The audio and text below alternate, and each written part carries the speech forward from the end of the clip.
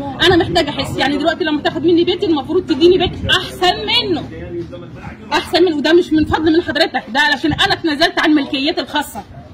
انا من حقي اقول لا لو انا مش عايزه اتنازل عن بيتي، بس انا مش ضد التطوير، انا مش ضد الاستثمار، انا مش ضد ان البلد تبقى احسن، لكن ما تبقاش احسن على حساب بيتي، ما تبقاش احسن على حساب اولادي، ما تبقاش احسن على حساب صحتي النفسيه. احنا ما شفناش غير الغلا والقهر والمرض، احنا بقالنا كام سنه بنعاني من الخوف وانعدام الامن والامان في بلدنا.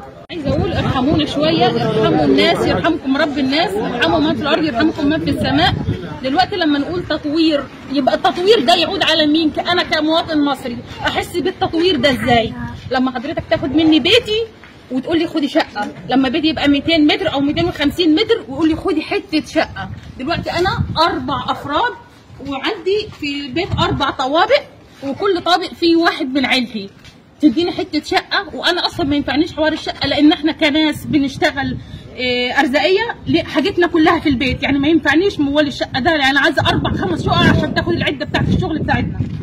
تاني حاجه انا كمواطن مصري محتاجه احس بالتطوير ده، محتاجه اشوفه ازاي؟ لصالح مين التطوير ده؟ ليا ولا للامارات؟